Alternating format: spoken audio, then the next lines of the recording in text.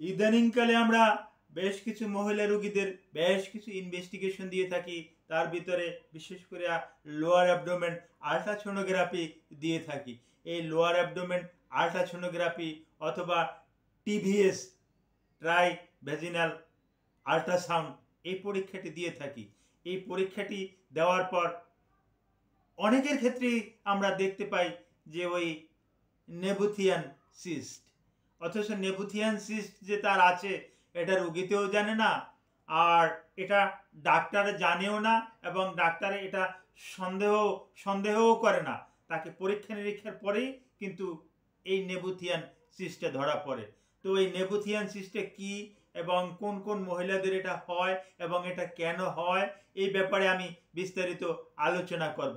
ভিডিওটা না টেনে পুরো ভিডিওটা দেখলে এই নেবুথিয়ান সিস্ট সম্পর্কে আপনি নতুন একটা ধারণা পাবেন। আসসালামু আলাইকুম রহমতুল্লাহি ওয়া বারাকাতুহু। আমি ডাক্তার মীর শহীদুল ইসলাম। আমার চেম্বার শুভেচ্ছা 255, ঐতিহ্যবাহী শেখঘাট, সিলেট। জি গুগলে গিয়ে ডাক্তার মীর শহীদুল ইসলাম কথাটি লিখে সার্চ দিলে আমার সম্পর্কে আপনি বিস্তারিত তথ্য পেয়ে যাবেন। জি দর্শক শ্রোতা, আলোচনা করতে চেয়েছিলাম Nabothian cyst. What is Nabothian cyst? Where Nabothian cyst? Nabothian সিস্টে কি এবং কোথায় হয়? এক কথায় এটা মহিলাদের একটা সার্ভিক্সের একটা রোগ। এটা বিশেষ করে ইউটেরাসের যে অংশটা যোনির ভিতরে থাকে ওইটাকেই আমরা বলি ওই সার্ভিক্স। ওই সার্ভিক্সের মুখে ছোট ছোট পুতির দানার মতো, আঁচিলের মতো গোটা গোটা, এবং ওর ভিতরে কিছু রস জমা হওয়া, পানি জাতীয় কিছু জমা হওয়া, এটা কি আমরা কিন্তু চিকিৎসা বিজ্ঞানের ভাষায় নেবুথিয়ান সিস্ট বলি। এর লক্ষণ কি? আসলে নেবুথিয়ান সিস্টের কোনো রকমের কোনো লক্ষণ নাই, রোগী নিজেও বোঝে না। তবে একটা সময় বোঝে যখন ওটা ফেটে যায়, এবং বিশেষ করে যারা ওই মিলামেশা করে, স্বামী স্ত্রী ইন্টারকোর্স করে, স্বামী স্ত্রী মিলামেশার পরে তখন অনেক সময় দেখা যাচ্ছে যে ওটা একটু জ্বালা পোড়া করে, এরকমের কিছু অনুভব হয়। তো এতেও তারা বোঝে না। আবার অনেক সময় অনেক রোগীতে আমাদের কাছে এসে বলে, স্যার আমি হঠাৎ করে ভয় পেয়ে গেছি যে আমি ওই মাসিকের রাস্তায় যে কোনোভাবেই হোক আমার আঙ্গুল ঢুকে গেছে, দেখলাম যে কিছু নরম কিছু একটা বাজতেছে এরকম কিছু, এবং ওখান থেকে একটা আঠালো ভাব নেমে আসছে, হ্যাঁ, এবং এটা একটা অত্যন্ত দুর্গন্ধযুক্ত। তখন এটা আমরা আমলে নিয়ে তখন রোগীর গার্ডিয়ানের পরামর্শ সাপেক্ষে সরাসরি আমরা একটা ফিজিক্যাল এক্সামিন করে থাকি। এই ফিজিক্যাল এক্সামিনেশনটা করার জন্য একটা যন্ত্রই যথেষ্ট। এই যন্ত্রটার নাম ভ্যাজাইনাল স্পেকুলাম। আমি আপনাদের দেখানোর জন্য আমার কাছেই রেখেছি ভ্যাজাইনাল স্পেকুলাম। এটা দিয়েই আমরা সাধারণত দেখে থাকি। এই দেখে রাখুন ভ্যাজাইনাল স্পেকুলাম।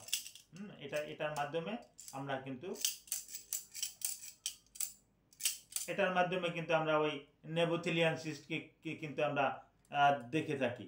হ্যাঁ, আমি যন্ত্রটা আবার দেখাচ্ছি। এটাকে বলে ভ্যাজাইনাল স্পেকুলা।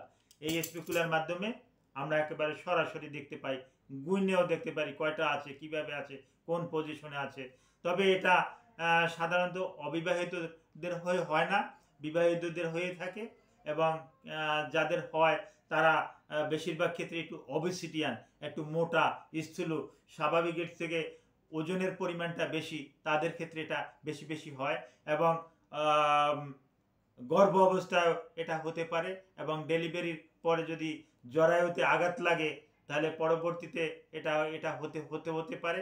এবং যদি যারা ওই বারবার ডিএনসি এমআরআই এগুলো করে, এমআর করান, ডিএনসি করান, তাদের ক্ষেত্রেও কিন্তু এগুলো বেশি করে দেখা দিতে পারে। বা যে কোনো কারণে যদি আপনি ওই জরায়ুতে আঘাত লাগে, সেক্ষেত্রেও কিন্তু এই নেবুথিয়ান সিস্ট হতে পারে। আর নেবুথিয়ান সিস্টের হলে ভয়ের কোনো কারণ আছে কি? না, নেবোথিয়ান সিস্টের ভয়ের কোনো কারণ নাই। যখনই আপনার ধরা পড়লো, ডাক্তার আপনাকে এই যন্ত্রটা দিয়ে পরীক্ষা করে বলল যে না আপনার নেবোথিয়ান সিস্ট, তো নেবোথিয়ান সিস্টের জন্য আপনার ভয়ের কোনো কারণ নাই। ডাক্তার আপনাকে কিছু অ্যান্টিবায়োটিক দেবে, আরও আনুষঙ্গিক কিছু ঔষধ টষুধ দেবে, এতেই আপনি পুরোপুরি ভালো হয়ে যাবেন। এটা ভয়ের কিছু নাই। আর অনেকে এসে বলে স্যার এই নেবোথিয়ান সিস্টে কি পরবর্তীতে কি জরায়ুতে ক্যান্সার হবে, ক্যান্সার ট্যান্সার হওয়ার কি সম্ভাবনা আছে? এটা আপনাদেরকে সম্পূর্ণরূপে বিজ্ঞানের কথা বলছি। নেবোথিয়ান সিস্টের সাথে জরায়ুর ক্যান্সারের কোনো সম্পর্ক নাই, এতে জরায়ুর ক্যান্সার হয় না। তবে বাঙালিদের যেহেতু ক্যান্সার একটা ব্যাপার স্যাপার এবং ক্যান্সার একটা হয়, জরায়ুতে একটা ক্যান্সার হয়, বাঙালিদের কেন সবাই এটা হতে পারে, পৃথিবীর যেখানেই থাকুন না কেন ক্যান্সার হতে পারে, ইউটেরাসে ক্যান্সার হতে পারে। সুতরাং সেক্ষেত্রে নেবোথিয়ান সিস্ট হলে আপনার ক্যান্সারের কোনো লক্ষণ আছে কি না, আপনি এ জাতীয় কিছু পরীক্ষা নিরীক্ষা আছে, এই পরীক্ষা নিরীক্ষাগুলো করে আপনি আরও কনফার্ম হতে পারেন। তবে প্রাথমিক পর্যায়ে এগুলোর পরীক্ষা নিরীক্ষা করার কোনো রকমের কোনো দরকার আছে বলে আমি মনে করি না। আর এই নেবোথিয়ান সিস্ট নিয়ে কোনো রকমের টেনশনের কোনো কারণ নাই, দুশ্চিন্তার কোনো কারণ নাই। এটা আপনি ভালো হয়। আপনার ডাক্তার আপনাকে যে ওষুধ দিয়েছে এতেই আপনি ভালো হয়ে যাবেন। পরবর্তীতে আবার যে জন্য যে আবার টেস্ট করাবেন, ধরুন টিবিএস করাবেন, তারপর আসে হয়তো এমআরআই করাবেন, সিটি স্ক্যান করাবেন, এগুলো করানোর আর দরকার নাই। নতুন করে পয়সা খরচ করার আপনার আর কোনো দরকার নাই। আপনার যেহেতু ওখানে কোনো ব্যথা নাই, ওখানে কোনো রকমের কোনো সমস্যা নাই, সেক্ষেত্রে এটা দ্বিতীয়বার আর পরীক্ষা করার আর দরকার নাই। তবে হ্যাঁ, কিছু কিছু ক্ষেত্রে একটু জটিল থাকে। তলপেটে একটু চাপ দিলে ব্যথা করে, ডান পাশে চাপ দিলে একটু ব্যথা করে। তারপর আসে ওই অনেকেরই সেক্রেশন হয়, হোয়াইট ডিসচার্জের সাথে ওই নেবোথিয়ান সিস্ট ফেটে গিয়ে ওখানের যে একটা পয়জন আছে, ওই পয়জনটা একত্র হয়ে